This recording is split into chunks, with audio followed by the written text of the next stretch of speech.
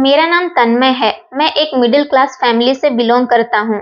मेरे परिवार में मेरे अलावा मेरी एक बहन, भाई और मेरे माता-पिता हैं।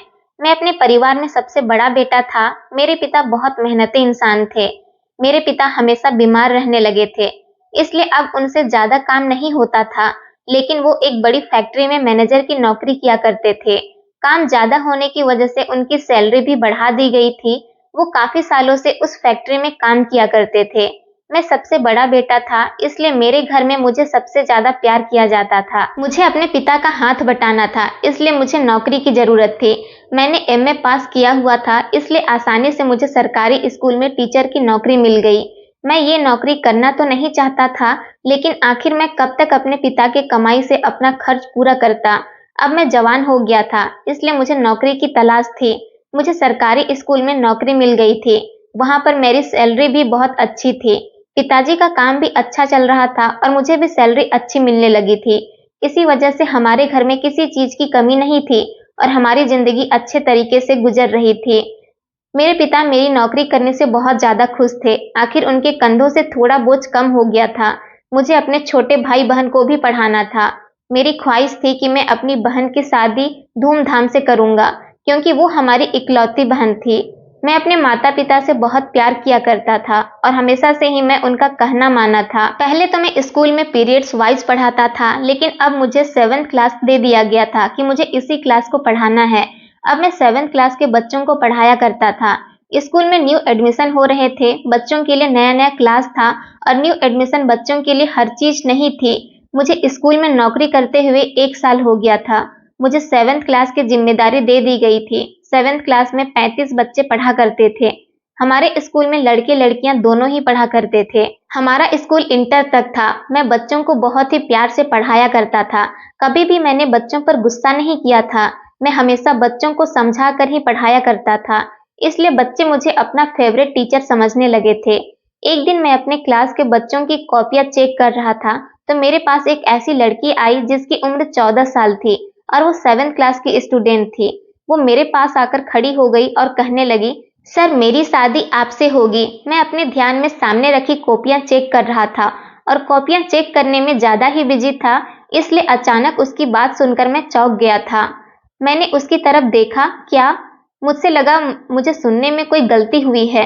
तभी मैंने उससे दोबारा पूछा तो वो कहने लगी, सर मेरी शादी आपसे ही होगी और आप ही मेरा दूल्हा बनोगे। उसने एक बार फिर से कहा तो मैं कुछ देर के लिए उसकी तरफ देखता रह गया। वो बहुत रौबदार अंदाज में अपनी बात कह रही थी, जैसे उसकी बात सच हो जाएगी, और हैरत तो मुझे उसके मजबूत अंदाज पर थी, जो बहुत ही सच्चाई के साथ ये बात कह रही थी। मैंने उससे कहा, तुम ये सब क्या कह रही हो? उसका नाम नायरा था और वो बहुत मासूम शक्ल की लड़की थी। उसने मुझे दोबारा कहा, सर आपकी शादी मुझसे ही होगी। मैं आपकी दुल्हन बनूंगी और आप मेरा दूल्हा बनोगे। वो एक बार फिर से बोली तो मैं खिलखिलाकर हंस पड़ा। मैं उसकी बात को मजाक समझते हुए इग्नोर कर दिया और मैंने उसे डांटा भी नहीं, बल्कि उसकी बात को इग्नोर करके वापस उसे अपनी जगह पर भेज दिया था। और फिर उसके बाद मैं अपने काम में बिजी हो गया था। वो बच्ची थी ये समझकर मैंने उसे इग्नोर कर दिया था। उसके बाद जब भी मैं उसे देखा तो मेरे दिमाग में उसकी कही हुई बात भी घूमने लगी थी, लेकिन मैं बस मुस्कुरा कर ही रह जाता था। वो बच्ची थी, काफी इंटेलिजेंट और बहुत खूबसूरत थी और क्लास में सबसे इंटेलिजेंट लड़की थी। यही वजह थी जो वो बाकी टीचर्स की तरह मेरी नजर में भी थी। मेरे पढ़ने का एक उसूल था, मैं सब बच्चों को एक ही नजर से देखता हूँ और सबके साथ एक जैसा ही सुलूक करता हूँ। किसी भी बच्चे को उसके इंटेलिजेंस के बिना पर दूसरे बच्चों से कंपेयर नहीं करता, क्योंकि मैं खुद भी ऐसे टाइम से गुजर चुका हूँ और मैं जानता हूँ कि जब टीचर्स फेवरेटिज्म करते हैं तो बहुत बुरा लगता है। तभी मैं हमेशा इस चीज पर ध्यान देने की कोशिश नहीं करता था। मैंने उसे बच्चों की बात को इग्नोर कर दिया था और वो बच्ची थी कि उसको ऐसी किसी भी बात को सीरियस लेने की कोई जरूरत नहीं थी। लेकिन उसकी बचकानी बात को मैंने इंजॉय करना शुरू कर दिया। छुट्टी के टाइम पर मैं स्कूल से निकल आया ताकि मैं जल्दी घर पहुंचकर आराम कर सकूं। कुछ देर बाद मैं घर पहुंच गया, फ्रेश होकर खाना खाया और फिर आराम से खाना खाकर अपने कमरे में जाकर लेट गया था। अभी इतनी ही देर में मैं अपनी आंखें बंद की थी कि अचानक मेरे कमरे का दरवाजा खुला और कोई कमरे के अंदर आया। दरवाजा खोलने की आवाज पर मैंने अपनी आंखें खोलकर देखा तो आने वाला कोई और नहीं, मेरी माँ थी। माँ को देखकर मैं सीधा होकर बैठ गया तो वो मेरे सामने आकर बैठ गई। मैंने माँ से पूछा, क्या हुआ माँ, आप तो आराम कर रही थी ना। माँ मेरे इस सवाल पर मुस्कुराने लगी और कहने लगी, हाँ मुझे तुमसे कुछ जरूरी बात करनी थी, इसलिए मैं तुम्हारे कमरे में आई हूँ। माँ की ये बात सुनकर मैं अचंभे में पड़ गया था कि माँ को मुझसे ऐसी कौन सी जरूरी बात करनी थी जो वो खुद आराम करना छोड़कर मुझे ये बात करने के लिए मेरे कमरे में आ गई थी। मैंने माँ से कहा, जी बताइए आप मुझसे कौन सी बात करना चाहती हैं। मैं बड़ी हैरत में आ गया था। तो माँ फिर से मुस्कुराने लगी और नरमी से मेरा हाथ पकड़कर कहने लगी, हाँ मुझे तुमसे बहुत जरूरी बात करनी है और अभी इसलिए तुमसे बात करना चाहती थी क्योंकि तुम्हारे पिता को तुम्हारा जवाब चाहिए था। अब की बार माँ ने बताया कि मैं और भी ज्यादा उलझ गया था और इसी उलझन में अपनी माँ को देख रहा था। माँ ने कहा कि दरअसल अब हम तुम्हारी शादी करना चाहते हैं। तुम्हारी शादी की उम्र हो गई है, इसलिए मैंने तुम्हारे लिए एक लड़की देख रखी है। मैं तुम्हारी मर्जी पूछने आई हूँ ताकि हम लड़की वालों को जवाब दे सकें। लड़की अच्छी है और पढ़ी लिखी है, खाते पीते लोग हैं जिनका किसी चीज की कोई कमी नहीं है। तुम्हारे पिता को वहां पर सब कुछ पसंद आ गया है और मुझे भी लड़की बहुत पसंद आई है, इसलिए मैं तुम्हारी मर्जी जानना चाहती हूँ ताकि उन लोगों को हम अपने घर पर तुम्हें दिखाने के लिए बुला सके। मैंने माँ से कहा, मैम मैं अभी शादी नहीं करना चाहता, अभी मेरी नौकरी को 1 साल ही तो हुआ है। अभी मैं कमाई करना चाहता हूँ, उसके बाद ही मैं शादी करूंगा। माँ ने कहा, बेटा थोड़ी अपनी माँ पर भी ख्याल करो, तुम्हारी बहन छोटी है और पढ़ाई करने जाती है। घर के सारे काम का बोझ मेरे ऊपर ही है। मेरी अब बूढ़ी हड्डियों में इतनी जान नहीं कि घर का काम कर सकूं। सारा दिन तुम्हारी बहन स्कूल और ट्यूशन में बिजी रहती है और मैं घर में अकेली रहती हूँ। घर में बहू आ जाएगी तो मेरा साथ भी हो जाएगा और मेरा दिल भी लगा रहेगा। मैं अपने पोते पोतियों की शक्ल जीते जी देखना चाहती हूँ। मैं नहीं चाहती कि मैं अपने बेटे की शादी न देख सकूं और उससे पहले ही इस दुनिया से चली जाऊं। मैंने माँ से कहा, आप ये कैसी बात कर रही हैं माँ। सारी बात सुनने के बाद मैंने माँ की तरफ हैरानी से देखा और मुझे उस लड़की नायरा की बात याद आ गई जिसने आज मुझसे कहा था कि मेरी शादी उससे ही होगी और मैं उसका दूल्हा बनूंगा। और तब उसकी बात पर मैं हंस पड़ा था, जबकि अब सच में मेरी शादी की बातें होनी शुरू हो गई थी। माँ कहने लगी, कहाँ खो गए बेटा, मुझे जल्दी जवाब दो ताकि मैं लड़की वालों को जल्द से जल्द जवाब दे सकूं। मैं माँ के सवाल पर चौंक कर होश में आया था और कहने लगा कि नहीं कुछ नहीं, मैं कुछ और सोच रहा था। जैसा आपको ठीक लगे आप वैसा ही कर लो। मैं अपने माता पिता से बहुत प्यार करता था और उनके फैसले पर बहुत खुश था। मैंने कह दिया कि आप मेरे लिए जो भी फैसला करोगे मैं उसी में राजी हूँ। मुझे पता था कि मेरे माता पिता मेरे लिए कभी भी गलत फैसला नहीं करेंगे, इसलिए मैं अपने माता पिता के हर फैसले का मान रखता था। मेरी माँ मेरा फैसला सुनकर बहुत खुश हुई थी और मुझे बहुत सारा आशीर्वाद देकर अपने कमरे में चली गई थी और मुझसे कहने लगी थी कि तुम आराम से सो जाओ, तुम्हें सुबह जल्दी उठकर स्कूल भी तो जाना है। माँ की ये बात सोचते हुए सोने की कोशिश करने लगा मैं अपने माता पिता का सबसे बड़ा बेटा था, इसलिए सबसे ज्यादा लाडला भी था। घर में सब मुझे बहुत प्यार किया करते थे। मेरे दोनों छोटे भाई बहन भी मेरी बहुत इज्जत किया करते थे। मैंने अपने दोनों भाई बहन को इस स्कूल में एडमिशन दिलवा दिया था जिसमें मैं नौकरी किया करता था। स्टार्टिंग में मैंने अपने शौक के लिए टीचिंग करना शुरू कर दिया था। वैसे तो मैं कोई और काम करना चाहता था, लेकिन अभी के लिए यही काफी था। मैंने सोचा हुआ था कि कभी भी मुझे कोई अच्छी नौकरी मिल जाएगी तो मैं टीचिंग छोड़कर उस काम में लग जाऊंगा। लेकिन फिर भी अभी हमारे घर में किसी तरह की कोई कमी नहीं थी। पिताजी और मेरी कमाई से घर अच्छी तरह से चल रहा था। स्कूल में जॉब करते हुए मुझे 1 साल हो गया था। मेरे पिता मेरे इस जॉब से बहुत खुश थे क्योंकि मेरी काबिलियत पर मुझे ये नौकरी मिली थी। मैं बहुत इंटेलिजेंट था, इसलिए स्कूल वालों ने जल्दी ही मेरी सैलरी बढ़ा दी थी। मैं बच्चों को बहुत प्यार से पढ़ाया करता था। कभी मैं बच्चों के साथ गलत वर्ड यूज नहीं किए थे। स्कूल के सारे लोग मेरी बहुत इज्जत किया करते थे और सारे स्टूडेंट भी मेरी बहुत इज्जत किया करते थे। मेरे पिता को खुशी इस बात की थी कि मैंने जल्दी ही जिम्मेदारियों को समझना सीख लिया था। अब मेरी जिम्मेदारी ये थी कि मुझे 7th क्लास को पढ़ाना था और मैंने बिना किसी ऐतराज के ये जिम्मेदारी ले ली थी। मुझे बस पढ़ाने से मतलब था, ना कि क्लास चेंज होने से। अब मैं 7th क्लास का परमानेंट टीचर बन गया था और 7th क्लास के बच्चों को पढ़ाया करता था। नायरा फिर से मेरे पास आई और मुझसे शादी की बात पर बड़े मजबूत अंदाज में कहने लगी। मैंने फिर से उसकी बात को हंसकर टाल दिया था। यही सोच रहा था कि वो बच्ची है, अक्सर बच्चे ऐसी बातें किया करते हैं। मैंने अपने माता पिता को शादी करने के लिए हाँ कर दी थी और लड़की वालों तक मेरा जवाब पहुंच चुका था। माँ ने बताया कि कुछ दिनों बाद लड़की वाले मेरे घर मुझे देखने के लिए आने वाले थे, जिस पर मैंने इनकार करते हुए सर हिला दिया था। आज फिर मैं स्कूल में 7th क्लास के बच्चों को पढ़ा रहा था, जब अचानक वही लड़की नायरा मेरे पास आई और कहने लगी, सर मेरी शादी आपसे होगी और आप ही मेरे दूल्हा बनोगे। मैं उसकी फिर से बात सुनकर कुछ हैरान हो गया था, मगर मैंने फिर से हंसकर उसकी बात को टालकर खत्म कर दिया था। और उसकी बेमतलब बात पर उस बच्ची का मैं क्या करता सिवाय उसकी बात पर हंसने के।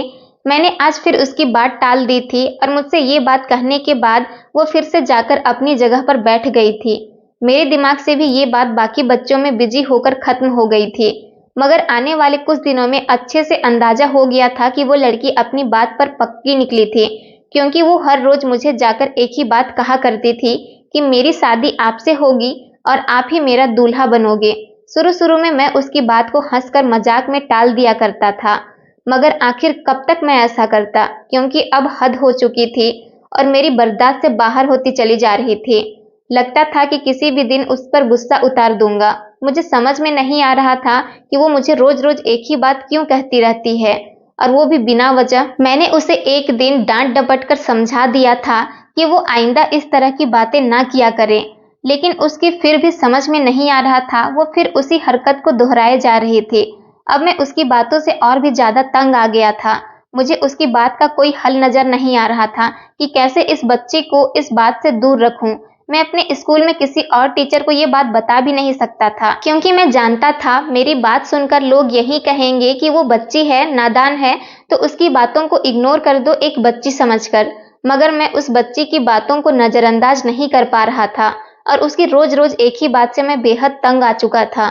उस दिन भी मैं चेयर पर बैठा हुआ था, अपने क्लास में बच्चों की कॉपियां चेक कर रहा था, जब वो मेरे पास आई और फिर मुझसे वही बात दोहराने लगी जो वह रोज कहा करती थी। और आज मुझसे बर्दाश्त नहीं हुई और मुझे उस पर बहुत गुस्सा आ रहा था, जबकि वो मासूम सा चेहरा भरकर मेरे सामने खड़ी हुई थी। मैंने पहले तो उसको प्यार से समझाया, बेटा नायरा, बच्चे ऐसी बातें नहीं करते, लेकिन फिर उसने वही बात कही जो वो कल कहा करती थी।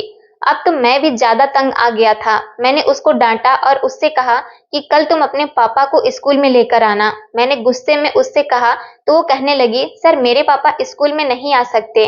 मैं उसके पापा को स्कूल में बुलाना चाहता था ताकि उसकी हर हरकत के बारे में बता सकूं और अपनी बेटी को समझाएं कि बच्चे इस तरह की बातें करते हुए अच्छे नहीं लगते। वो मेरी बात को समझ नहीं रही थी, मगर अपने पापा की बात जरूर मान लेती। उसने बड़ा मासूम सा चेहरा बनाकर कहा था। मैंने उससे कहा, क्यों नहीं आ सकते? मुझे उसके इनकार पर बहुत गुस्सा आ रहा था, लेकिन मैंने किसी तरह से अपने गुस्से पर कंट्रोल किया और बड़ी गर्मी और प्यार से उससे पूछा, तुम्हारे पापा स्कूल क्यों नहीं आ सकते? नायरा ने कहा कि सर मेरे पापा लाचार हैं, दोनों टांगों से चल नहीं सकते, आप ही हमारे घर पर जाकर उनसे मिल लेना। उस बच्ची ने बड़ी इत्मीनान के साथ कहा था तो मैं हैरत में आ पड़ा था कि उसके पिता लाचार थे। मुझे यकीन तो नहीं आ रहा था, लेकिन वो बच्ची 7th क्लास में थी, इतनी भी छोटी नहीं थी कि इतना बड़ा झूठ बोल लेती। जरूर उसके पापा लाचार ही होंगे, तभी वो ऐसा कह रही थी। उसकी बात सुनकर मैंने सर हिला दिया, क्योंकि मैं उसके घर जाकर उसके पापा से मिलने का फैसला कर चुका था। अब मैं स्कूल से छुट्टी होने के बाद उसके घर जाने वाला था। बाकी सारा टाइम मैंने नायरा की बातों को इग्नोर करके रखा और मैं अपने काम में बिजी हो गया था। स्कूल की छुट्टी के बाद मैंने जरूरी पेपर्स की फाइल उठाई और स्कूल से बाहर निकल गया। वो बच्ची नायरा मेरे साथ ही थी, क्योंकि मेरे साथ साथ उस बच्ची को भी याद था कि मुझे उसके घर जाना है, उसके लाचार पिता से मिलने के लिए। काफी देर तक सड़कों और गलियों में पैदल चलते हुए तकरीबन 10 मिनट हो गए थे। उसके बाद हम उसके घर पर पहुंच चुके थे, जो ज्यादा बड़ा तो नहीं था बल्कि छोटा सा पुराना घर था। मैं उस बच्ची के साथ घर के अंदर दाखिल हो गया था। घर की दीवारें तो बड़ी अजीब सी और पुराने टाइप की नजर आ रही थी। किसी भूतिया फिल्म टाइप जैसा घर लग रहा था, जिसे देखकर मैं कुछ परेशान हो गया था, मगर फिर हौसला करके नायरा के पिता को देखने लगा, जो मुझे घर में कहीं भी नजर नहीं आ रहे थे। एक कमरे से होते हुए दूसरे कमरे और फिर आंगन, फिर किचन। अब पूरे घर में झांकने के बाद भी मुझे ना तो घर में नायरा की माँ नजर आई थी, ना ही उसके पिता नजर आए थे। नायरा ने बताया था कि उसके पिता लाचार हैं। अगर वो लाचार थे और वो कहीं नहीं जा सकते थे, तो उनका घर में ही मौजूद होना चाहिए था, लेकिन वो मुझे घर में कहीं भी नजर नहीं आ रहे थे। मैं परेशान हो गया था और मैंने नायरा से पूछा, तुम्हारे पिता कहाँ हैं? तो उसने कहा, मेरे पापा सामने वाले कमरे में हैं। मैं कमरे की तरफ देख रहा था, लेकिन उस कमरे की तरफ देखते ही मैं हैरत का शिकार हो गया था, क्योंकि उस कमरे में मैं देख चुका था वो खाली था। बड़ा सिंपल सा घर था, इतना सामान था और ना ही घर में कोई रहने वाला मौजूद था। न जाने नायरा मुझे किसके घर पर लेकर आ गई थी। नायरा के कहने पर मैं उस कमरे के अंदर चला गया था। मैंने सोचा कि एक बार और देखने में क्या हर्ज है। जैसे ही मैंने कमरे के अंदर कदम रखा, मेरे पैरों तले से जमीन निकल गई, क्योंकि मेरे पीछे एक औरत के बोलने की आवाज आई थी। मैंने जैसे ही पीछे पलटकर देखा तो मैं अचानक ही डर गया था और मेरी चीखें निकल गई, क्योंकि सामने एक मोटी सी औरत खड़ी हुई थी जो बड़ी घूर घूर कर मुझे देख रही थी। मैंने उनसे कहा, कौन हो तुम? गुस्से से मैं पूछने लगा। दरवाजा खुला हुआ था, लेकिन मुझे नायरा कहीं नजर नहीं आ रही थी और दरवाजे के सामने वो औरत खड़ी हुई थी जिसके सामने से गुजरकर मैं बाहर नहीं निकल सकता था। वो कौन थी और उसे मैं नहीं जानता था, लेकिन मुझे उससे बहुत डर लग रहा था, क्योंकि वो औरत देखने में बहुत ज्यादा गुस्से में लग रही थी। मुझे अब यहाँ आकर पछतावा हो रहा था। मैंने क्यों नायरा की बात मान ली थी? कहीं मैं यहाँ आकर किसी बड़ी मुश्किल में नहीं फंस जाऊं। मुझे बस इसी बात की फिक्र थी। उस औरत ने कहा कि मैं नायरा की माँ हूँ और अब तुम्हारी शादी नायरा से होने वाली है। नायरा की माँ ने कहा, तो मेरी आंखें हैरत से फटी की फटी रह गई थी। मैंने खूब चिल्लाते हुए कहा, ये क्या बकवास कर रही हो आप? जिस पर उस औरत ने बड़ी गुस्से भरी नजरों से बोलते हुए मुझसे कहा, नीची आवाज रखकर बात करो और चलो अभी तुम्हारी शादी का इंतजाम किया जाएगा। मैंने कहा, आप औरत हो और मैं आपकी इज्जत कर रहा हूँ। ऐसे कैसे जबरदस्ती आप अपनी 14 साल की बेटी की शादी मेरे साथ कर सकती हैं? कहाँ वो 14 साल की और मैं कहाँ 24 साल का लड़का। वैसे भी मेरी शादी होने वाली है। अपनी बेटी की शादी का इतना ही शौक है तो उसके लिए उसी उम्र का कोई लड़का तलाश कर लो। मैं गुस्से भरे अंदाज में कहकर तेजी से बाहर की तरफ जाने लगा था, मगर अभी मैं दरवाजे से बाहर भी नहीं निकला था कि अचानक किसी ने पीछे से कोई जोरदार चीज मेरे सर पर दे मारी। मुझे कुछ समझ नहीं आ रहा था कि मेरे सर में इतने जोर से वो सख्ती चीज मारी गई थी कि मेरा सर दर्द की वजह से फटा जा रहा था। मैंने पीछे पलटकर देखा तो नायरा की माँ के हाथ में एक डंडा था जो उन्होंने मेरे सर पर मारा था। मुझे दर्द बर्दाश्त नहीं हुआ और अगले ही पल मैं बेहोश हो गया था और जमीन पर गिर पड़ा था। ये सब इतनी अचानक हुआ कि मुझे कुछ सोचने या समझने का भी मौका नहीं मिला था। मैं न जाने कब तक बेहोश रहा था, मैं नहीं जानता था। मगर जब मुझे होश आया तो मेरा सर इतना दुख रहा था कि मुझे बहुत चक्कर आ रहे थे और सर में जो चीज मारी गई थी उसका भी असर अभी तक मेरे सर पर मौजूद था। मेरी आंखों में भारी भारी हो रही थी। मैं अपने सर को दबाते हुए तकलीफ कम करने की कोशिश कर रहा था। मुझे थोड़ा सुकून हुआ तो मेरी आंखों के सामने अपने बेहोश होने से पहले का नजारा घूमने लगा। मैं याद करने की कोशिश कर रहा था। जहां पर मैं था उस कमरे में बहुत अंधेरा था। मेरी कमर में भी पूरी तरह से दर्द हो रहा था। मैंने चारों तरफ देखा तो ऐसा लग रहा था जैसे ये कोई वीरान सा कमरा है जहां कबाड़ भरा हुआ था और वहां से बुरी सी बुरी बदबू भी आ रही थी। ये वो घर नहीं था जहां पर मुझे नायरा लेकर आई थी, बल्कि ये कोई और ही जगह थी। अब मुझे पछतावा हो रहा था कि मैंने क्यों नायरा की बात मान ली थी। मेरे घर पर मेरी माँ इंतजार कर रही होगी और परेशान होगी। न जाने कब से मैं इस कमरे में बंद था। मुझे अपनी फैमिली की याद आ रही थी और उनकी टेंशन हो रही थी। मैं बस यही सोच सोच कर परेशान हुआ जा रहा था कि मैं यहाँ पर क्यों आया था। यहाँ से निकलने का मुझे कोई रास्ता भी नजर नहीं आ रहा था। अगर मुझे पता होता कि इस घर में आने के बाद मेरे साथ कुछ ऐसा भी हो सकता है तो मैं यहाँ पर कभी नहीं आता। लेकिन सारी बात ही तो ये थी कि मुझे कुछ भी नहीं पता था। मैंने अपना फोन देखना चाहा तो मेरे मोबाइल भी मेरे पास नहीं था। मतलब वो औरत मेरा मोबाइल लेकर जा चुकी थी। न जाने वो औरत कौन थी और मेरे साथ ऐसा क्यों कर रही थी। मेरी कुछ समझ नहीं आ रहा था।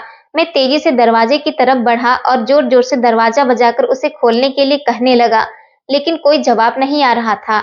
हार मानकर मैं खुद बैठ गया था और फिर किसी के आने का इंतजार करने लगा। न जाने मेरे घर वाले कितने परेशान होंगे और वो मुझे गायब पाकर मुझे ढूंढने की कोशिश जरूर कर रहे होंगे। ये औरत कौन थी और ये मेरे साथ क्या करना चाहती थी? कहीं औरत मुझे मारना तो नहीं चाहती थी?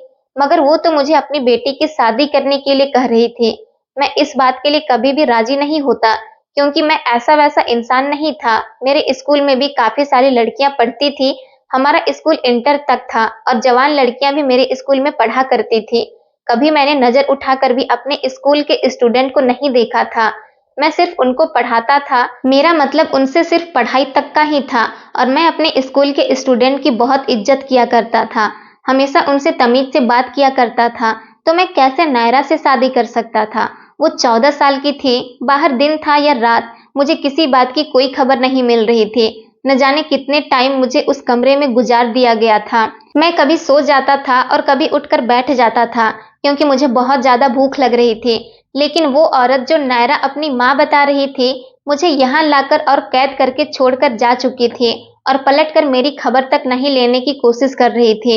यही सब सोच सोचकर तुम्हें और भी ज्यादा परेशान हो गया था और सो गया था, और जब दोबारा मेरी आंख खुली तो दरवाजा खोलने की आवाज से खुली।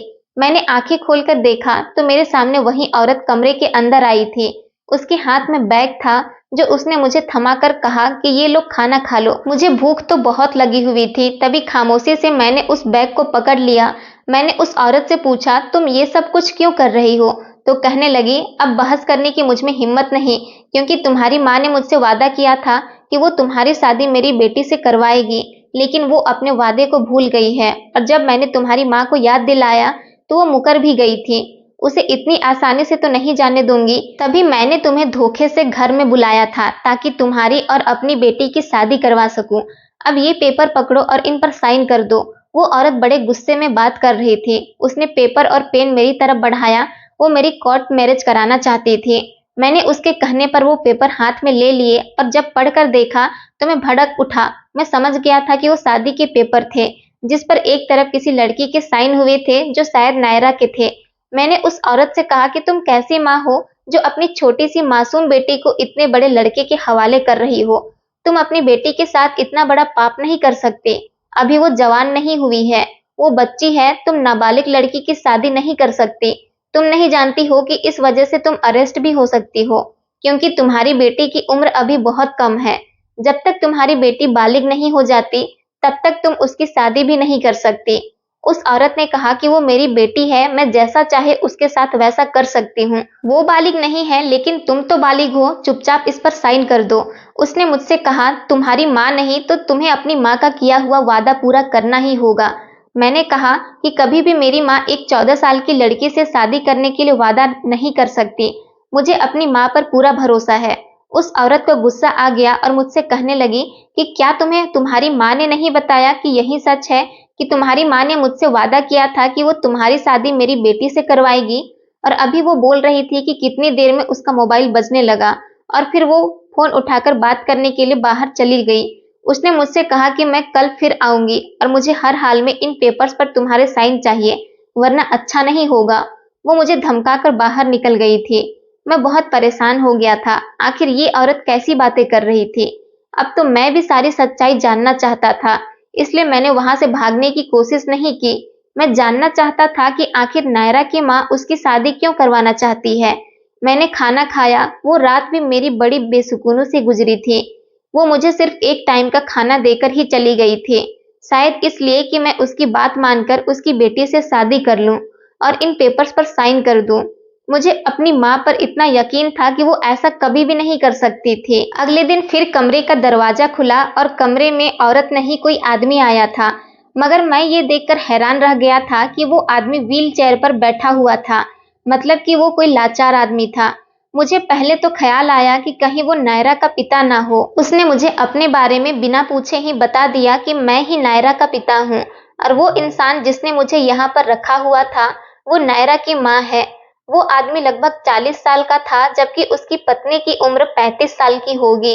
मैंने उस आदमी से कुछ पूछने की कोशिश की, मगर उसने मुझे चुप रहने का इशारा किया और फिर मेरे किसी भी सवाल का जवाब दिए बिना ही मुझे अपने पीछे आने का इशारा किया। मैं तेजी से उसके पीछे चल पड़ा। वो खुद ही व्हील चेयर पर चल रहा था और मैं पैदल उसके साथ साथ चल रहा था। उस घर से बाहर निकलकर वो कई गलियों से होता हुआ मुझे 20 मिनट के बाद एक और घर में लेकर चला गया था। ये घर बेहद साफ सुथरा और 2 मंजिल का मकान था। घर जितना खूबसूरत बाहर से था, उससे कई गुना ज्यादा अंदर से खूबसूरत था। वो मुझे एक कमरे में लेकर आ गया और उसने कमरे के दरवाजे को अंदर से बंद कर दिया। उस आदमी ने मुझे फ्रेश होने के लिए कहा। उसके कहने पर मैंने अपने मुंह हाथ धो लिए थे और उसके सामने बैठ गया। उसने बाहर आवाज निकाला, निकिता बेटा खाना लेकर आओ। बाहर से हाथ में खाने की ट्रे लेकर एक खूबसूरत सी जवान लड़की कमरे के अंदर आई थी। उस आदमी ने मुझसे कहा कि ये मेरी बेटी निकिता है, तुम खाना खाओ, तुम्हें इसके हाथ का खाना बहुत पसंद आएगा। मैंने खाना खाने से इनकार कर दिया और उनसे इस घर में लाने की वजह पूछी तो उस आदमी ने कहा कि मैं तुम्हें सारे सवालों का जवाब दे दूंगा, तुम डरो नहीं और बेफिक्र से मेरे घर का खाना खा सकते हो। मैंने पहले पेट भर खाना खाया क्योंकि मैं काफी टाइम से भूखा था। खाना तो बहुत टेस्टी बना हुआ था। वो लड़की खाना खाने के बाद मेरे आगे से खाने की ट्रे उठाकर बाहर चली गई। उस आदमी ने बोलना शुरू किया कि उसने कहा कि मेरी बेटी और मेरी पत्नी की वजह से तुम्हें बहुत परेशानी का सामना करना पड़ा है, उसके लिए मैं तुमसे माफी चाहता हूँ। हो सके तो मेरी पत्नी और मेरी बेटी को माफ कर देना। उस आदमी ने मेरे सामने हाथ जोड़ लिए थे। मैंने उनके हाथों को पकड़कर इनकार करते हुए सर हिलाया। मैंने उनके हाथ खोल दिए और पूछा कि क्या आपकी पत्नी जो कुछ मेरे साथ नायरा की शादी के बारे में कह रही है, क्या वो सच है? मेरे सवाल पर उन्होंने हाँ में सर हिला दिया, जिस पर मेरा रंग ही उड़ गया। लेकिन ये पूरा सच नहीं था, उस आदमी ने कहा तो मैं उलझकर उसे देखने लगा। अगर ये पूरा सच नहीं था तो पूरा सच क्या है? ये सवाल शायद मेरी आंखों से भी उतर आया था। उस आदमी ने कहा कि पूरा सच मैं तुम्हें बताता हूँ। उसकी बात सुनकर मैंने अपनी तरफ देखा, जिसे आधे सच की वजह से मैं पिछले कई घंटों से इतना परेशानी में था। इस बारे में जानना मेरा हक था। तभी वो बोलने लगे कि मेरी शादी मेरी पत्नी संगीता के साथ हुई थी। तुम्हारी माँ और मेरी पत्नी की आपस में काफी गहरी दोस्ती थी। ये दोनों बचपन से ही सहेलियां थी। ये दोनों एक ही उम्र की थी, सिर्फ दोनों 1 साल का फर्क था। तुम्हारी माँ की शादी के बाद सबसे पहले तुम पैदा हुए थे। तुम्हारी पैदाइशी पर तुम्हारी माँ बहुत ज्यादा खुश थी क्योंकि तुम लड़के थे और इस बात पर तुम्हारी माँ की खुशी के ठिकाने नहीं थे। उसके 4 महीने बाद ही मेरी बेटी का जन्म हुआ, जो अभी खाना लेकर आई थी, निकिता। तब तुम 4 महीने के थे। मेरी पत्नी की बेटी पैदा हुई तो वो निराश हो रही थी क्योंकि उसे भी लड़का ही चाहिए था। लेकिन तुम्हारी माँ ने वादा किया कि वो निकिता को अपने बेटे तन्मय के लिए मांग रही है। इस तरह से मेरी पत्नी इस बात से बहुत खुश हो गई थी क्योंकि उन दोनों की दोस्ती रिश्तेदारी में बदलने वाली थी। इसी तरह से तुम्हारी माँ ने जो वादा किया वो तुम्हारी शादी मेरी बेटी से करेगी। तुम्हारी माँ शायद ये वादा करके भूल गई, लेकिन मेरी पत्नी को ये बात अभी तक याद है। वो अभी तक उस वादे को नहीं भूली है और तुम्हारे बारे में निकिता भी अच्छी तरह से जानती है क्योंकि जैसे जैसे निकिता बड़ी होती चली गई, उसकी माँ उसको ये बताती रहती थी कि मैंने तेरा रिश्ता पक्का कर दिया है और तेरे होने वाले पति का नाम तन्मय है, इसलिए कभी भी किसी और लड़के के बारे में मत सोचना। मैं तेरी शादी अपनी सहेली के बेटे से ही करना चाहती हूँ। मैं चाहती हूँ कि हम दोनों की दोस्ती रिश्तेदारी में बदल जाए। मेरी बेटी ने तो कभी किसी और लड़के का ख्याल भी दिल में नहीं लाया था क्योंकि उसको बचपन से ही ये बात बताई गई थी कि उसका रिश्ता बचपन से ही तय हो चुका है, इसलिए उसने हमेशा अपने दिल में तन्मय नाम के लड़के को बसाया हुआ था। मैं एक बैंक में नौकरी किया करता था। मैंने अपनी बेटी को पढ़ाया लिखाया और उसके कई साल बाद मेरी छोटी बेटी पैदा हुई जो कि नायरा थी। वक्त गुजरता रहा लेकिन तुम्हारी माँ ने हमसे बात करने की कोशिश नहीं की। तुम्हारी फैमिली से हमारी फैमिली का मिलना जुलना भी कम हो गया था। निकिता को तुम्हारे बारे में पता था कि हमने उसका रिश्ता तुमसे लगाया हुआ है। हमारी बेटी इस रिश्ते पर बहुत खुश भी थी, मगर जब वो 18 साल की हुई तो मेरा एक्सीडेंट हो गया था और इस एक्सीडेंट में मेरी टांगे चली गई थी। मेरा एक्सीडेंट तुम्हारे पिता की गाड़ी से हुआ था। वो चाहता तो मुझे हॉस्पिटल भी ले जा सकता था और मेरी मदद कर सकता था, तो शायद आज मैं इस तरह से लाचार नहीं होता, लेकिन तुम्हारा पिता मौके पर ही मुझे छोड़कर भाग गया था। इस बात का पता जब मेरी पत्नी को चल गया तो उसने इस हालात का जिम्मेदार अपनी सहेली के पति को समझा। तब उसके दिल में बदले की आग जल उठी। पत्नी की मोहब्बत और दोस्त की मोहब्बत पर अब दाग लग चुका था। मेरी पत्नी ने कहा कि अब वो तुम्हारी शादी निकिता से करा कर ही रहेगी, ताकि शादी हो जाने के बाद वो निकिता को उस घर की बहू बनने के बाद उसे तुम्हारी माँ को परेशान करने के लिए कहे और जैसे तैसे लड़ झगड़कर तुम्हारे पिता की सारी जायदाद निकिता के नाम करवा ले। मेरी पत्नी ने ये सब कुछ सिर्फ बदला लेने के लिए ही किया है। मेरी बेटी जिसकी कोई गलती नहीं थी, वो ये सब करने के लिए तैयार नहीं थी। मेरी बड़ी बेटी निकिता बहुत सीधी और समझदार है। वो अपनी माँ की तरह बिल्कुल भी चालाक नहीं है। मैं अपनी पत्नी को समझाने की बहुत कोशिश कर रहा था, लेकिन उसने मेरी एक नहीं सुनी। मेरी बेटी ने अपनी माँ से साफ इनकार कर दिया कि वो शादी हो जाने के बाद अपने ससुराल में जाकर ऐसी कोई हरकत नहीं करेगी जिसकी वजह से तन्मय या उसके परिवार को कोई परेशानी हो, क्योंकि मेरी बेटी तुमसे बचपन से ही मोहब्बत करती है और तुमसे शादी करना चाहती है। मेरी बेटी कभी भी बदले के लिए तुम्हें इस्तेमाल नहीं करेगी। बदला सिर्फ उसकी माँ लेना चाहती है, मेरी बेटी नहीं। इस बदले की आग में कोई और तो नहीं बल्कि मेरी बेटी जल रही है, क्योंकि वो तुमसे शादी करना चाहती है और तुमसे प्यार करती है। लेकिन जब इस काम के लिए निकिता ने इनकार कर दिया तो निकिता की माँ ने नायरा को अपना दूसरा हथियार बना लिया। उसने सोचा कि एक बेटी नहीं तो दूसरी बेटी की शादी करके मैं इन लोगों की जिंदगी बर्बाद कर सकती हूँ। उसने मेरी छोटी बेटी का एडमिशन जानबूझकर तुम्हारे स्कूल में करवा दिया और वो उसे रोज सिखाती थी कि तुम्हें टीचर से जाकर ऐसा कहना है। मेरी बेटी नायरा सिर्फ अपनी माँ के कहने पर ही तुमसे ऐसा कहा करती थी। उसकी बनी बनाई प्लानिंग थी, तुम उसकी बातों में आ जाओ और फंस जाओ। वो यही चाहती थी कि वो तुम्हें किसी तरह से यहाँ बुला ले और बाद में आने के बाद जबरदस्ती तुम्हारी शादी नायरा से करवा दे, क्योंकि निकिता इस हाल में तुमसे शादी करने के लिए तैयार नहीं थी। वो अपने ससुराल वालों से बदला नहीं लेना चाहती थी। इसलिए मेरी पत्नी अपनी छोटी बेटी को मोहरा बना लिया और अपनी छोटी बेटी की शादी तुमसे करने के लिए तैयार हो गई। मेरी पत्नी पागल हो गई है और पागलों वाली हरकत कर रही है। मैं उसे समझा समझा कर परेशान हो गया हूँ। अब मैंने तुम्हारे सामने सच्चाई खोल दी है और ये हमारा असली घर है। जिस घर में तुम्हें बंद किया गया था वो हमारा पुराना मकान है जो हमेशा बंद रहता है। मेरी पत्नी के सर पर बदले का भूत सवार है जो हर हाल में वो तुम्हारे माता पिता से लेना चाहती है। उस आदमी की सारी बातें सुनकर मैं दंग रह गया था। ये कहानी बदले की आग की थी जिसकी वजह से मैं कैद करके रखा गया था। उस आदमी ने मुझसे कहा तुम अब आजाद हो। उस आदमी के कहने पर मैं वापस तेजी से अपने घर की तरफ बढ़ गया था। मेरे घर वाले मेरी गुमशुदगी पर बेहाल हो चुके थे और मुझे सही सलामत देखकर मुझे गले से लगा लिया था। उनके पूछने पर मैंने उनको सारी बात बताई तो वो सब भी मेरी तरह चौंक कर रह गए थे कि उन्हें उस औरत से ऐसी उम्मीद नहीं थी जो कि मेरी माँ की बचपन की सहेली थी। पिताजी ने भी शर्मिंदगी से अपनी नजरें झुका ली थी। पिताजी डर गए थे और इसी वजह से वो उस आदमी को हॉस्पिटल नहीं ले जा सके थे। पिताजी ने कहा था कि वो निकिता के पिता से माफी मांगने के लिए तैयार हैं और जाकर उनके आगे हाथ जोड़कर उनसे माफी मांगना चाहते हैं। मेरी पूरी फैमिली नायरा के घर चली गई थी। जब हम नायरा के घर पहुंचे तो नायरा की माँ अपने पति पर बहस कर रही थी कि उन्होंने मुझे आजाद क्यों कर दिया। मेरे पिताजी को देखकर उन्हें बहुत गुस्सा आया, मगर पिताजी ने नायरा के पिता से माफी मांगी। नायरा के पिता ने जब अपनी पत्नी को समझाया तो वो समझ गई थी, लेकिन उनकी शर्त ये थी कि मैं निकिता से शादी कर लूं। मैं उनकी शर्त पर राजी हो गया था। कुछ दिनों बाद मेरी शादी निकिता से हो गई और मेरी माँ और नायरा के माँ के बीच पहले वाली दोस्ती दोबारा हो गई थी। हम दोनों फैमिली के बीच सब कुछ ठीक हो गया था। निकिता बहुत अच्छी लड़की थी, वो मुझे देखते ही पसंद आ गई थी। मैं निकिता की जिम्मेदारी उठा ली थी। अब मैं अपनी पत्नी निकिता के साथ बहुत खुश हूँ। मेरी माँ हमेशा निकिता को अपनी बहू नहीं बल्कि बेटी मानती है। मुझे अपने माता पिता के फैसले पर कोई ऐतराज नहीं था और इसी तरह से सब कुछ ठीक हो गया। अब हम लोग सब मिलकर बहुत खुश हैं और सुकून से अपनी जिंदगी गुजार रहे हैं, जिसमें ना तो कोई गम है और सब खुशी खुशी हैं। नायरा को अब हम सब लोग पुरानी बातें बता बता कर चिढ़ाते हैं। वो बेचारी बहुत शर्माती है क्योंकि उसने ऐसा सिर्फ अपनी माँ के कहने पर ही किया था। मैं अभी भी स्कूल की टीचर था जो अभी तक कर रहा हूँ। मेरी शादी के बाद मेरी माँ और निकिता की माँ के बीच उनकी बचपन की दोस्ती और भी ज्यादा गहरी हो गई थी। अब तो नायरा भी काफी बड़ी हो गई है। अक्सर बचपन की बातें याद आती हैं तो खूब हंसकर उसको तंग करते हैं। जिंदगी में कभी भी बदला लेने के लिए हमें इतना हद तक नहीं गिरना चाहिए कि सामने वाले को हम इतना ज्यादा परेशान कर दे कि किया किसी और ने होता है और भुगतना किसी और को होता है। याद रखें कि कभी भी कोई ऐसा फैसला न करे जिससे आपके बच्चों की जिंदगी पर बुरा असर पड़े।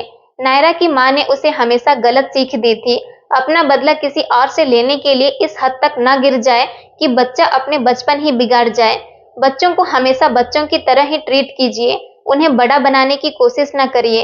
दोस्तों, उम्मीद करती हूँ आपको हमारी कहानी पसंद आई होगी। कहानी पसंद आई है तो वीडियो को लाइक करें, चैनल पर नए हैं तो चैनल को सब्सक्राइब करें और हाँ, नोटिफिकेशन बेल को जरूर दबाएं ताकि अगली अपडेट सबसे पहले आपको मिले। धन्यवाद दोस्तों।